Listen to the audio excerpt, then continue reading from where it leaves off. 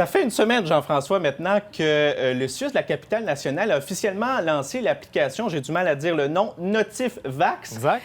Et l'adoption, c'est pas trop populaire, si on comprend bien. C'est pas la frénésie, parce que depuis la semaine dernière, depuis les 2 dernières semaines, en fait, il y a 1200 téléchargements qui ont eu lieu dans la région. C'est 4 fois moins que les 4800 téléchargements qui ont été observés dans les Laurentides dans les 2 semaines suivant le lancement là-bas, le 21 juin dernier. Malgré tout, NotifVax fonctionne bien. Je reçois régulièrement des alertes sur mon téléphone. Il y a comme ça 4500 doses qui ont été affichées par le biais de notification. Or, il y en a seulement 171 qui ont trouvé preneur. Donc, ça donne un taux de conversion de moins de 4 pour une appli qui est téléchargée volontairement. Il faut dire que Clic Santé fonctionne bien également. Les gens la connaissent. Ça peut expliquer en partie pourquoi cette application-là performe peut-être moins bien.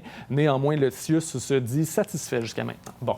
Et on sait, Jean-François, que certains pays comme la France, la Grèce, obligent leurs travailleurs de la santé à se faire vacciner. Par contre, ça ne fait pas l'unanimité. Et là, il y a une association d'infirmières en Ontario qui demande à Doug Ford, le premier ministre, de faire pareil. Exact. L'Association des infirmières et infirmiers autorisés de l'Ontario, c'est une association qui compte 46 000 membres.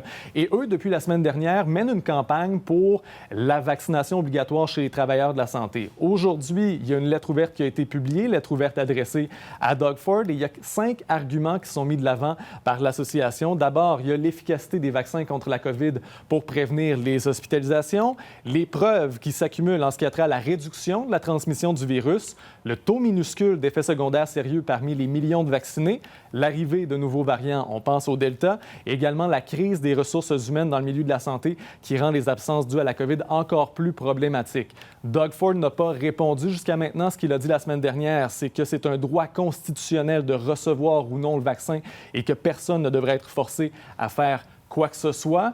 Donc, ici au Québec, on est à 88 de couverture vaccinale chez les travailleurs de la santé. C'est un peu plus haut même en capitale nationale. On est à 93 et on vous rappelle que pour ceux qui ne sont pas vaccinés, c'est 3 tests obligatoires par semaine. Merci pour ces détails-là. Merci, Jean-François.